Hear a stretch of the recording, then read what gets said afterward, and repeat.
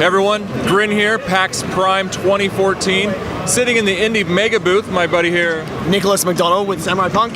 Nicholas McDonnell, Samurai Punk. Yeah. So we're sitting with a game called Screen Cheat, Yes, we are. which brings me back to my N64 days. Yes, yeah. It really does. Why don't you tell us a little bit about what you do here, and then we can dive into what this game is all about. Yeah, sure. So I'm the level designer and sound designer. Sorry, level designer, sound designer, artist, everything that isn't code or GUI on this game. And yeah, this is Screen Cheat.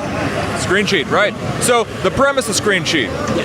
everyone is invisible, But you have to screen cheat. so you have to Screen Cheat. Yes. So it's set up as, I'll compare it to GoldenEye, where there are 4 screens, Yeah. or 3 screens, I'm guessing. Yeah, it's 2 to 4 actually. 2 to 4, okay. And everyone's invisible to everyone else, so you have to look at the other screens in order to see where they're at. Yeah, exactly.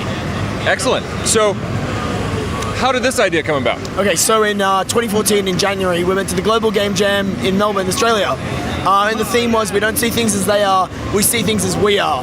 We were messing around with ideas about like cooperative games where we communicate, share information, and we're just like, we don't have time to do networking. And we wanted to make a split screen game, but we're like, everyone's just gonna screen cheat and like not communicate, not really get the point of the game across. So we decided, why not make the entire mechanic of the game?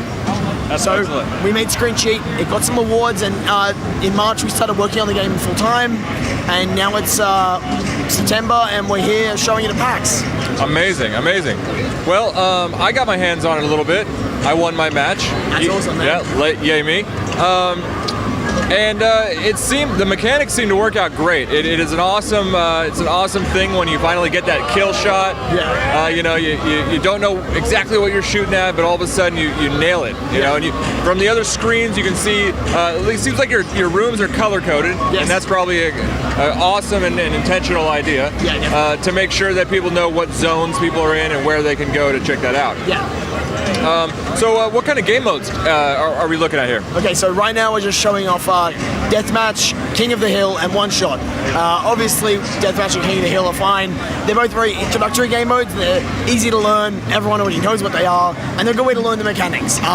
We're showing off One Shot, which is one shot every player gets until everyone is shot or 15 seconds expires. Ah, okay. So this is essentially our pro deathmatch. It's faster, it's harder, and it's much more punishing, but it ends up making every kill feel more rewarding because you spend a lot more time thinking about it because you know you've only got one shot, so you make that shot count.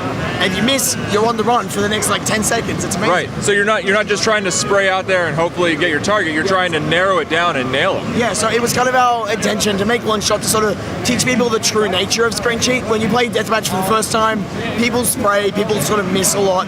But then playing One Shot, you learn that you need to think before every single shot. You can't just take it wildly. We've also got a couple more game modes in the works that are going to be out when release. I'll talk about one at the moment. So Murder Mystery is our most exciting game mode that we're showing. Not showing, but we're talking about. It's a mode where you have to find who your target is by cards you're given. So they have specific targets. You have a specific target. You only get points if you kill that target. Holy shit. Boy. You only get points if you kill your target with the correct weapon and the correct target. You get that by cards on your screen, which you press X to bring up, and then you can see, oh, my target is in red. But you say, there are 2 people in red. Which one's my target? Oh, okay. Yeah, so you have to decipher based on the player's actions and by screen cheating who my target is. So it seems like over time you get better at screen cheating. Yeah, You'll get better at finding your targets, and you'll get better at narrowing that field down so you know where people are and the zones of the different maps. Yeah, exactly. Like the maps are designed to help people screen cheat. All the elements are designed and in place intentionally, and the game modes are designed, other than deathmatch, to encourage the modes and to encourage screen cheating and to learn the sort of nuances of the mechanic and sort of the higher levels of play, like duking and sort of faking out each other. Because once you get quite good, you start to read the other player and you start to communicate without talking. You just like, I sit behind like a wall, I start moving around, you see the other player going, so you back off, you try to flank them, they see you flanking, they look back, and then you just start doing things that you wouldn't normally do in a regular shooter, which is really interesting for us. Right, I find myself feeling bad at first. Yeah. Like, I was playing and I was like just glancing casually over to try and screen cheat, but then you realize you have to look. You have to dive in there and actually screen sheet. Yeah, 100%. We've done some things to help that. We were worried for a while that people would take some time to learn it. So all the weapons in the game actually reveal a small amount of information about the player. Whenever you shoot, they'll leave a smoke trail behind, or they'll leave a wisp of the particle or something. Right, yeah. And that was to give new players something to grasp on, something a little bit more tangible to shoot at, whilst keeping the main mechanics still 100% important. So to begin with, you use like the screen to find out where they are 90%. And those guns give you like the last 10% just so you can hit 100%. Right, little extras that kind of help you narrow the field. Yeah, exactly. Excellent. So, the weaponry, Yeah. I noticed. You start out with a musket. Yeah. That seems to be, it's a moderate fire speed. Yeah. And then I myself moved on to a grenade launcher, which is a slow fire speed, but a good damage radius. Yeah. How many weapons are there? There's 6 currently, and we're releasing with 8. And we just spoke about 2, but from there on, they get pretty strange. So, Yeah. What else do we have? So like our melee weapon is a candelabra. Like someone's ripped off the table and they just started swinging around at the dinner party. We're showing here the hobby horse, which is our newest weapon that we're announcing. It's a toy horse with a little wooden sword, and you charge with it like a lance. Oh, okay. And it leaves a trail of fire behind you and wind as you go. Wow, nice. Yeah. Awesome. And I also noticed that the levels seem to have, the maps seem to have some really neat movement mechanics. Yeah. There's one was an air duct that kind of moved you around the map some more. Yeah. One was some sort of lift. It seems like you guys are having that sort of different kind of environment to help you move around. Yeah, so that was inspired by Unreal Tournament and Halo, where we wanted to give people, there were 2 reasons. We wanted to give people something more fun to do on the map. They wanted to interact with the map itself. Additionally, it allows people to flank opponents quicker, and allows people to traverse what are really small maps, but it allows them to get through it really, really quickly. And it keeps the game moving faster, and it makes it much more interesting and much more fun. Excellent, excellent. Well, it was a blast. I had a good time.